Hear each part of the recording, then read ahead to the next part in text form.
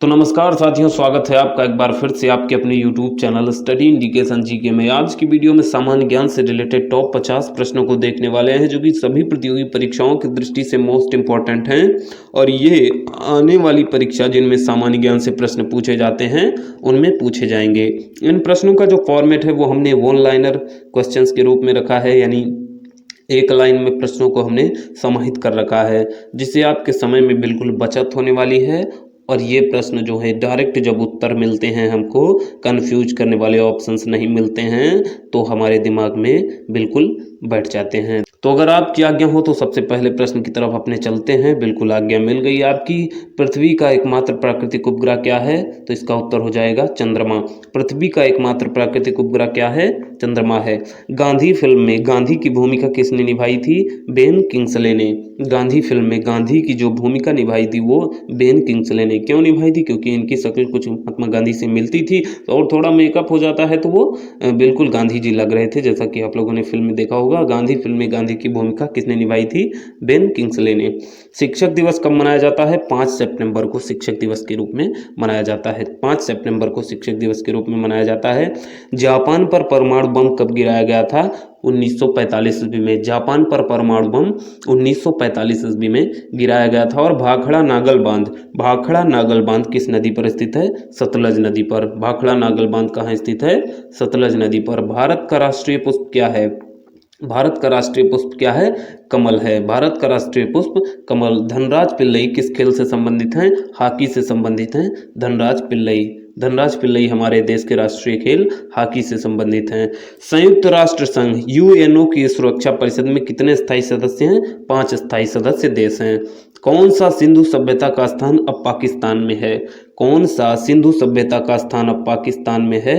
हड़प्पा सभ्यता का जो प्राचीन है स्थान, वो पाकिस्तान में अब स्थित है। चौथ नामक कर किसके द्वारा लिया जाता था? चौथ नामक कर किसके द्वारा लिया जाता था? इसका जवाब हम कहेंगे मराठों द्वारा।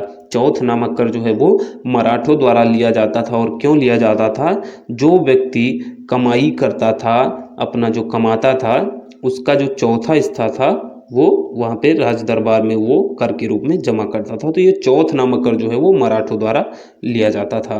उसके बाद जो प्रश्न आता है कि मुगल बादशाहों का सही क्रम क्या है, तो ये है मुगल बादशाहों का सही क्रम। स्क्रीनशॉट लीजिएगा, आप बिल्कुल इसको पढ़िएगा। तो हम अपने अगले प्रश्न की तरफ चलेंगे। भूदान आंदोलन किसके द्वारा शुरू किया गया? विनोबा भावे जी के द्वारा भूदान आंदोलन जो है वो शुरू किया गया।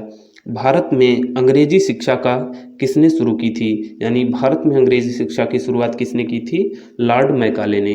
भारत में अंग्रेजी शिक्षा की शुरुआत है वो लॉर्ड मैकाले ने की थी। फ्लाइंग सिख के नाम से किसे जाना जाता है? बिल्कुल आपको बताना है फ्लाइंग सिख के नाम से किसे जाना जाता है। मिल्खा सिंह जी को जाना जाता था फ्लाइंग सिख के नाम से, और जाना जाएगा। इनका निधन बिल्कुल हो चुका है, लेकिन इनको फ्लाइंग सिख के नाम से जाना जाता था और जाना जाएगा। नींबू और संतरे में कौन सा विटामिन पाया जाता है? नींबू और संतरे में विटामिन सी पाया जाता है। यानी इसका सीधा सीधा अर्थ ये है कि खट्टे फलों में जो है वो विटामिन सी पाया जाता है। उदय शंकर किससे संबंधित हैं? तो उदय शंकर जो है वो भारतीय नर्तक हैं, यानी नृत्य से संबंधित है उदय शंकर जी। अगला प्रश्न आपके सामने है कि संविधान की प्रारूप समिति के चेयरमैन कौन थे? संविधान की प्रारूप समिति के चेयरमैन थे डॉक्टर भीमराव अम्बेडकर। संविधान की जो प्रारूप बना था, सब कुछ बना था शुरुआत से लेकर अंत तक, संविधान की प्रारूप समिति के जो चेयरमैन थे वो डॉक्टर भीमराव अम्बेडकर जी थे। त्रिस्तरीय पंचायत राज व्यवस्था में सर्वोच्च स्थान पर क्या होता है? त्रिस्तरीय पंचायती राज व्यवस्था में सर्वोच्च स्थान पर जिला परिषद होता है। लक्षद्वीप की राजधानी क्या है? कवारत्ती। लक्षद्वीप की राजधानी कवारत्ती। कवारत्ती। यहाँ पे थोड़ा मिस्टेक हो गई है टाइपिंग में, तो लक्षद्वीप की जो राजधानी है वो कवारत्ती है। श्रीलंका की मुद्रा का नाम क्या है? श्रीलंका की मुद्रा का नाम भी रुपया है। श्रीलंका की जो मुद्रा है वो उसे भी रुपया कहा जाता है। डिस्कवरी ऑफ इंडिया नामक पुस्तक किसने लिखी? डिस्कवरी ऑफ इंडिया नामक पुस्तक जवाहरलाल नेहरू जी ने लिखी। डिस्कवरी ऑफ इंडिया नामक जो पुस्तक है उसे पंडित जवाहरलाल नेहरू जी ने लिखा था। गुरुत्वाकर्षण की खोज किसने की थी? गुरुत्वाकर्षण की खोज किसने की थी? न्यूटन ने। गुरुत्वाकर्षण की जो खोज है उसे न्यूटन साहब ने किया था। बिल्कुल कंठस्थ करेंगे इन प्रश्नों को और ध्यान से देखेंगे, बिल्कुल प्रश्नों पर ही अपनी आँखों को, अपने दिमाग को, अपने सब कुछ को इस पे ही फोकस कर देंगे भाई, इधर उधर नहीं देखेंगे। अगर आप वीडियो को देख रहे हैं तो कृपया वीडियो को फोकस करें, ये हमारी आपसे विनम्र आग्रह है। बड़े भाई के रूप में आपसे विनम्र आग्रह करते हैं कि अगर आप वीडियो को देख रहे हैं तो वीडियो पर ही फोकस करें। अगला प्रश्न आता है, नोबेल पुरस्कार प्राप्त करने वाले प्रथम भारतीय कौन हैं? नोबेल पुरस्कार प्राप्त करने वाले प्रथम भारतीय रविंद्रनाथ टैगोर जी हैं। उसके बाद अगला प्रश्न आता है, द्रोणाचार्य पुरस्कार किससे संबंधित है? श्रेष्ठ गुरु या प्रशिक्षक जो हैं उन्हें द्रोणाचार्य पुरस्कार से नवाजा जाता है। अगला प्रश्न आता है, खजुराहो कहाँ स्थित है? तो खजुराहो मध्य प्रदेश में स्थित है। खजुराहो कहाँ स्थित है? मध्य प्रदेश में। राष्ट्रीय रक्षा अकादमी स्थित है। राष्ट्रीय रक्षा अकादमी देहरादून में स्थित है। राष्ट्रीय रक्षा अकादमी जो है वो देहरादून में स्थित है।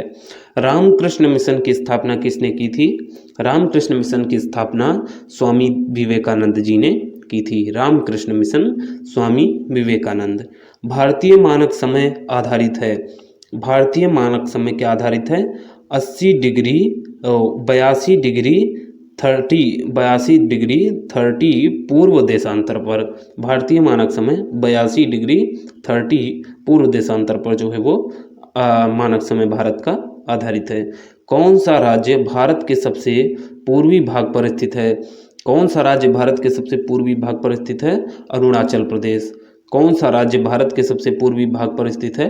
अरुणाचल प्रदेश। अगला प्रश्न आता है, कौन सा देश नाथुला दर्रा के पार है? कौन सा देश नाथुला दर्रा के पार है? तो इसका जवाब हो जाएगा चीन। कौन सा देश नाथुला दर्रा के पार है? तो नाथुला दर्रा के उस पार चीन देश आ जाता है। पृथ्वी के नज़दीक वायुमंडल की सबसे निचली परत है। पृथ्वी के नज़दीक वायुमंडल की सबसे निचली परत क्षोभ मंडल है। क्षोभ मंडल, वायुमंडल की जो सबसे निचली परत है वो क्षोभ मंडल। भारतीय सेना में विजयंत नाम है।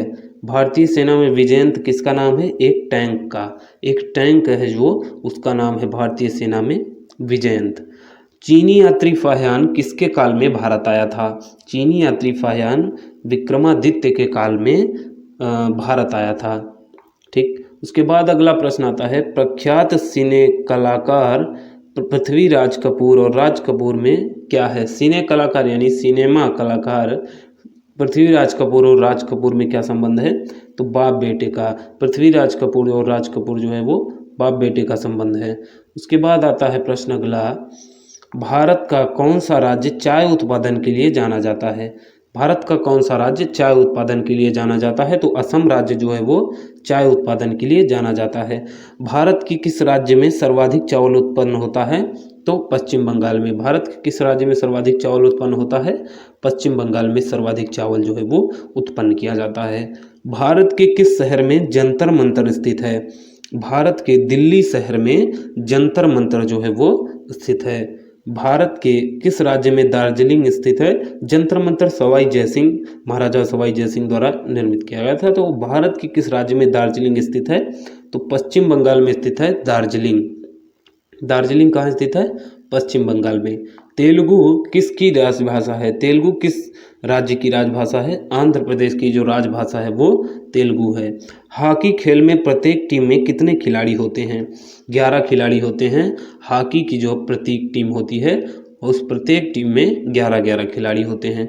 बांग्लादेश की मुद्रा क्या है? बांग्लादेश की मुद्रा है टका। बांग्लादेश की जो मुद्रा है वो टका है और बांग्लादेश की राजधानी जो है वो ढाका।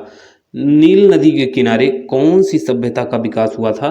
नील नदी के किनारे मिस्र की सभ्यता का जो है वो विकास हुआ था। उसके बाद अगला प्रश्न आता है कि किस स्थान पर महात्मा बुद्ध ने ज्ञान प्राप्त किया था? गया, बोध गया जिसे नाम से जाना जाता है, तो इसी स्थान पर महात्मा बुद्ध ने जो है वो ज्ञान प्राप्त किया था। प्रसिद्ध नाटक शकुंतला किसने लिखी थी?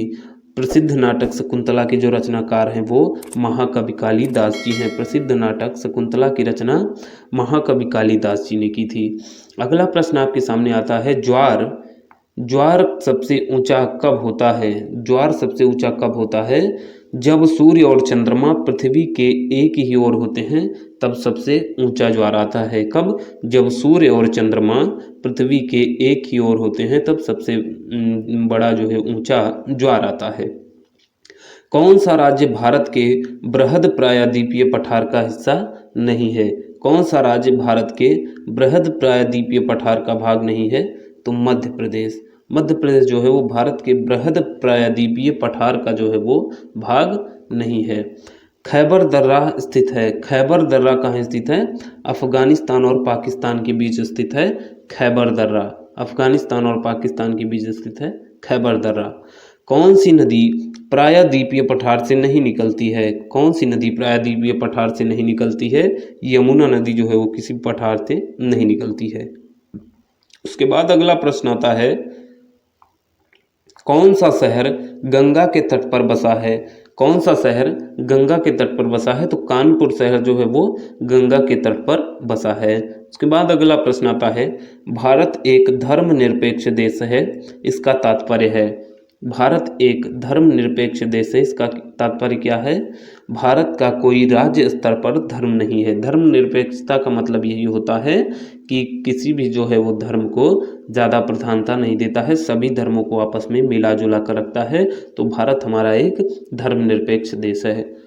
तो बस आज की वीडियो में इतने ही टॉप 50 प्रश्न। बाकी और भी प्रश्न आपके सामने बिल्कुल जो दिख रहे हैं ये भी आपको बताए जाएंगे और इन वीडियोस की जो लिंक है वो मैं आपको इस वीडियो का जो डिस्क्रिप्शन है वहाँ पे मैं दे दूंगा। तो वीडियो ज़्यादा लंबा ना हो इसलिए वीडियो को शॉर्ट रखते हैं। वीडियो का लिंक मैं डिस्क्रिप्शन बॉक्स में नीचे दे दूंगा। बाकी आप वीडियो को बताएंगे कि आपको कैसा लगा। चैनल पर नए हैं तो सब्सक्राइब ज़रूर कीजिएगा। वीडियो पसंद आया नहीं पसंद आया लाइक डिसलाइक आप कीजिएगा, आपकी मर्जी। और वीडियो को दोस्तों के साथ शेयर करना ना भूलिएगा। ये मेरी तरफ से कि वीडियो को अपने साथियों के साथ शेयर जरूर कर दिया करें। तो मिलते हैं अगली वीडियो में ऐसे ही दमदार प्रश्नों के साथ। तब तक के लिए नमस्कार।